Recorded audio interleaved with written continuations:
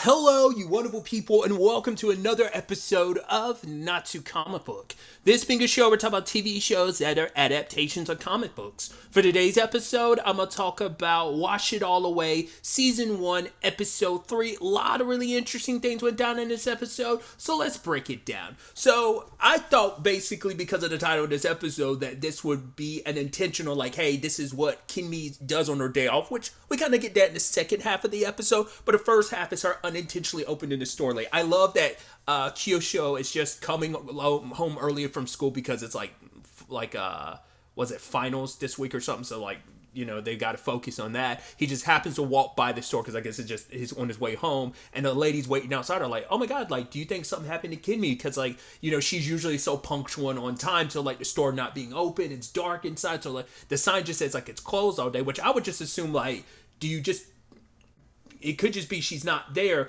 but I guess it's like she's such a staple in the community where it's like, yeah, it's kind of off if she's not there, like, because I guess like she never takes time off. I guess she very rarely gets sick, or she probably didn't even notice and, you know, and let people know what was what, because she's very communicative with everybody. So especially like some of her, you know, probably not just her older customers, but just her customers in general. But I didn't even think about the fact is like, oh, it make a lot of sense that she lives above her shop, because I guess I assumed she didn't.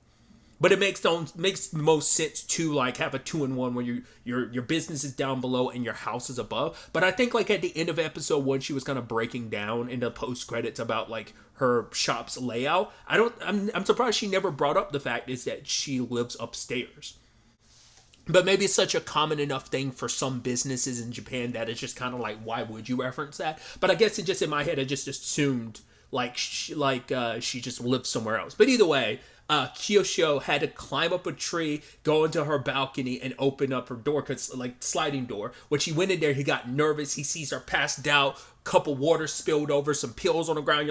I'm like, it's definitely not gonna be what you think it is. But I immediately was like, well, is she hungover? Turns out she is, because she went out with her friend drinking, well, celebrating, because I forgot, like, her friend had suggested like they should go out to like a restaurant. Because I was trying to remember what was the impetus for it all. She was super excited because of the banner from last episode. It was a really tough job and she felt super accomplished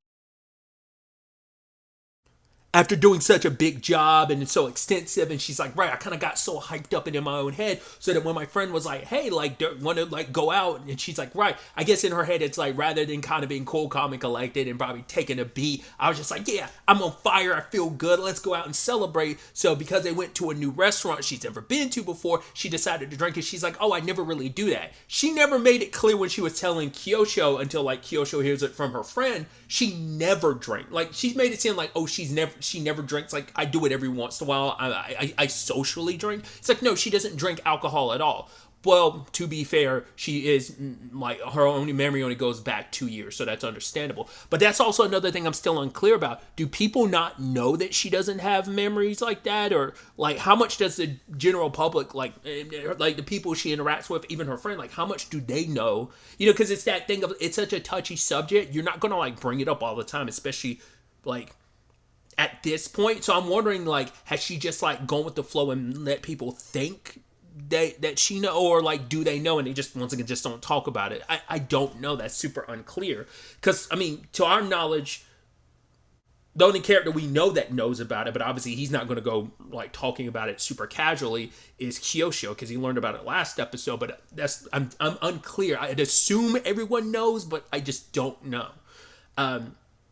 But either way, like, upon a friend finding out, like, oh my gosh, she's never had alcohol, let's, you know, drink. And she had like one sip and she immediately got knocked out. And she came back and she's like, oh my God, like, I can't believe I did this. She was so embarrassed because, first and foremost, being caught in such a position. Because even Kyosho was like, she's not stressing or worrying about the fact that I kind of came into her place without permission. What she's more concerned about is that you saw her, because she's very self-conscious, because we've seen that over the past episodes, when like people catch her like in a certain way, she kind of feels embarrassed, like, oh, getting caught eating, or getting super excited and super playful in, like, you know, the hot springs, or the hot, you know, a hot bath or whatever at Kyosho's family's inn. So like, it's little things like that where she kind of gets super embarrassed being caught being playful or something. And so, but in her case, like, because she always tries to present an air of professionalism, and it's just kind of like, oh man, you kind of caught me metaphorically with my pants down.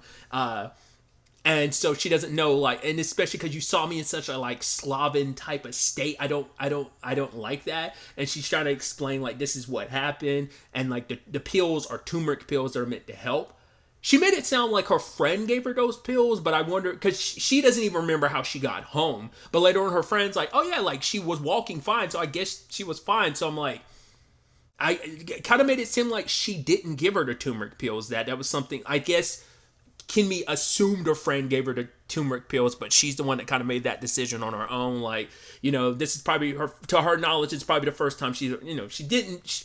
She thought she'd be fine, did not realize how much of a lightweight that she'd be, that like a single sip would like send her, in that regard. So obviously people are outside waiting for her. So I was like, right, I gotta get ready, gotta spruce up, get downstairs and open up the shop. And she asked, Kyosho, like, can you like not let anyone know about like finding me in such a state? He's like, I mean, I'm not the type of person, that's not the type of thing to go around like telling people. So yeah, I wouldn't have said anything anyway. She's like, cool, and made him pinky promise. And he's like, huh, I haven't done a pinky promise since like kindergarten.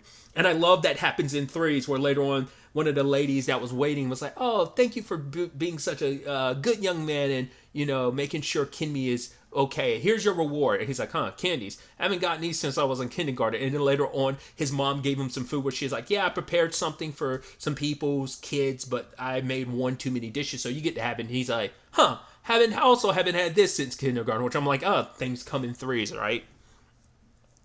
But he was trying to get out of Kimmy's way, because obviously she's very panicked. She's trying to catch up on like the calls she missed, and she's apologetic. She's like, oh, okay, I can pick these up at 5. I'm so sorry. It's like, it's okay, you had an off day. But she feels like, no, like, and especially because this is such an important job, as we know why it's so important to her, that it's like me slacking off, I'm like letting people down, and it's like, these people's clothes are tied to their memory. So if I want to return to them in this special condition and so good and clean. So it's like, it's kind of like, yo, if I'm so behind, I'm like, I mean, for one, I get it. It also affects your business, considering you're the only one. So it's like when you kind of like fall behind, it screws everything up. So I get it in a macro scale as well, but it's also like you're one person operating this shop. So I get both sides on the macro and micro scale of like why you're probably flummoxed and stuff like that and feeling bad. But it's like, it's okay. And obviously not wanting anyone to know like why she was in the state she is. So everyone's just kind of assuming she's overslept, not knowing the reason why, but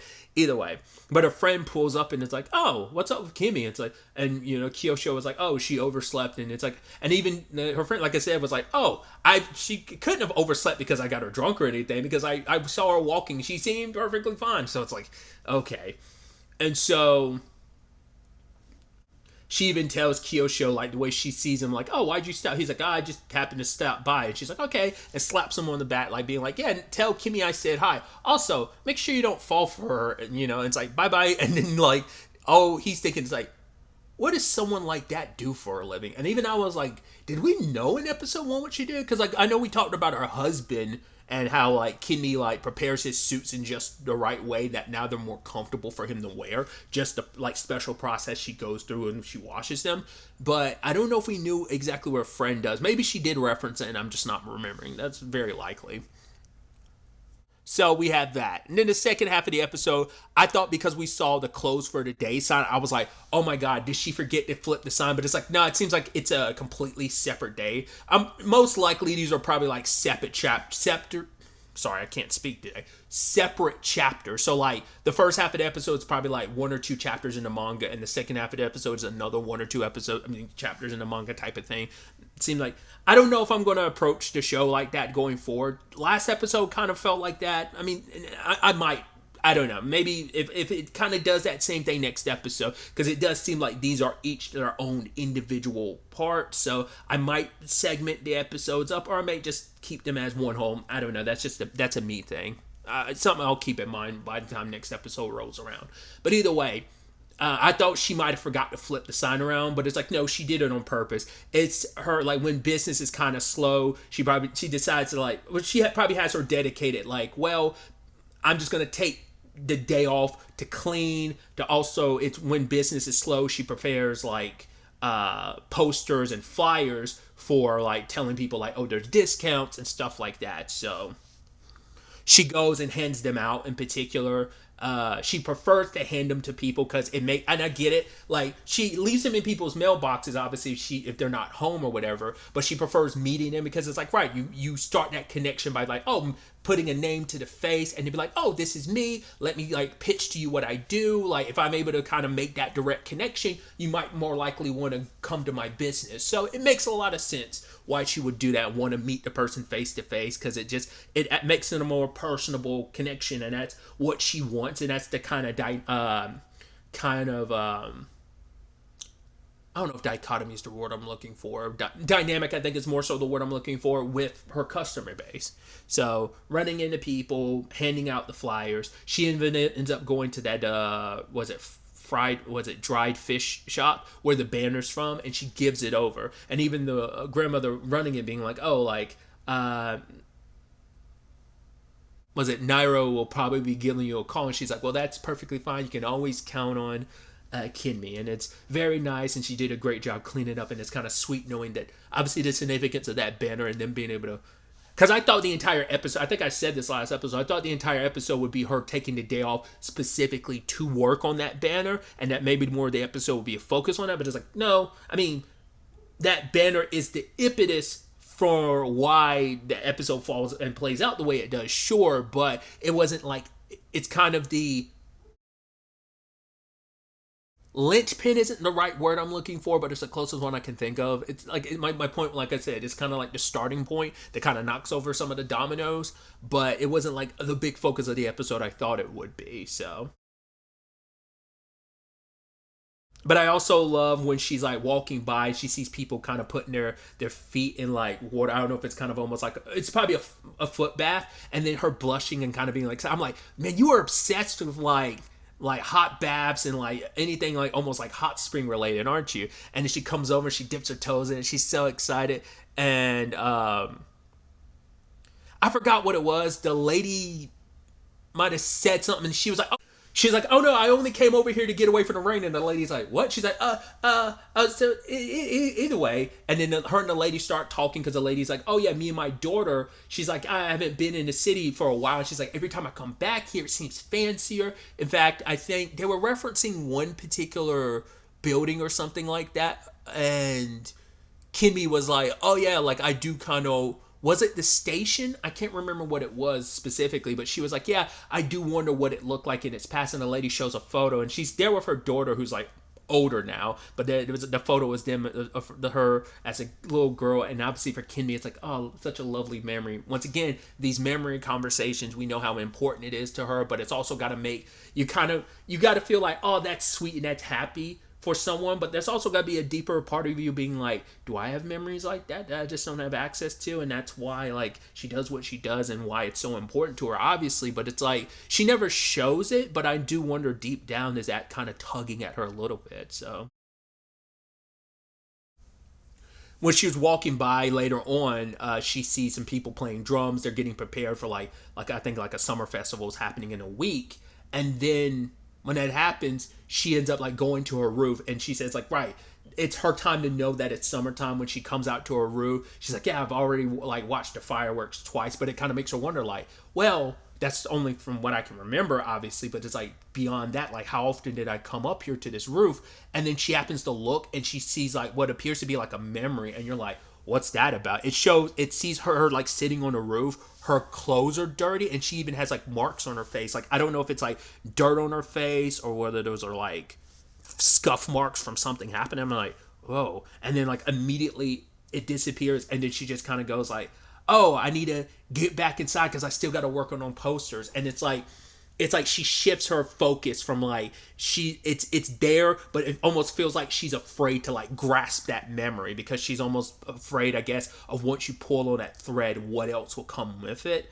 And how often does she get those flashes of something like that, like, oh, who she was before staring at who she is now. And it's like, I wonder, is that is that an old memory, or is that her first memory from when she can remember from 2 years ago? Like, did she like find herself on this roof not knowing what happened in that moment to lead up to that? I'm so curious. Like, or is that just like I said, her glimpsing at a memory from even further back? And even like her climbing down this ladder, but then coming back up to look at the roof, almost wondering like, that echo, is it still there? So, and then finally we have the post credit scene when she's hanging out with her friend and kind of explains like, oh, so that's what happened. And it's like, oh, okay. She's like, yeah. So what do you actually do on your day off? And she's like, well, I'll do this and that. It's like, well, that's not really a day off. That's still you working. She's like, well, I guess it kind of is. Like, she's like, well, next time your day off, like, come play volleyball with me. She's like, I get the feeling like, you might be very good at sports. And she's like, really? Do you think so? I was like, well, obviously not good at drinking, obviously. So, I don't know where that assumption of her being good at sports from. But I guess it's also because, like, well, we know she's pretty, like, in good shape. Like, just what she does for her job, always running in the morning, just wake herself up. But also, like, it helps, all the deliveries she does, the pickups and deliveries she does for her job. And so her friend was like, oh, we could also, if we're also doing that, we could also hit up the hot springs. And then Kimmy was excited by that. I'm like, you are a hot spring nut job. It's like, I love, because I've only met like, there's one, like a video game character, like my favorite video game character is that. He's a nut job for like saunas and like, specifically hot springs and stuff like that. So like, and that's one of his known characteristics. I mean, in fact, no, like there's another character in the same franchise who's the same way too, who's a nut for saunas. So like, I don't know too many characters, so it's just like the timing is funny because I'm playing one of those games right now. I'm talking around it. There's a character, Reen, who's the main protagonist of the Trails of Cold Steel games. He's a big fan of like hot springs because he grew up in a hot springs town. And then like the main protagonist of the Trails Through Daybreak games. Obviously the titles change after 2, but his name is Van. He's a massive sauna fan, and like he loves saunas and he loves sweets. So it's just not too many fictional characters I'm that like well versed in that are like that. So it's just funny to me that like, oh, here's this anime character manga and anime character who's super into him, and she gets a little bashful when like she realizes like that hot spring and like hot bath and sauna like persona like side of herself kind of leaks out, because like I said, she tries to like, I guess in her mind it's almost like I'm acting very kiddish in this moment, and like I'm an adult, I should be acting that way. And for her friend, it's like, oh, so that's more the thing that interests you more than the volleyball. But it's like, yeah, like sure, like we should really do that next time your next day off. And she's like, okay, we should. So it's gonna be interesting to see if she actually jumps at that opportunity, what her next day off of work, closing up the shop actually looks like. So yeah, I'm very interested to see, where all of this ends up taking us going forward into the next episode. But really, that's all I wanted to talk about. Till the next time we meet, be happy, be safe, live life to the fullest, and enjoy it. Good day, and goodbye.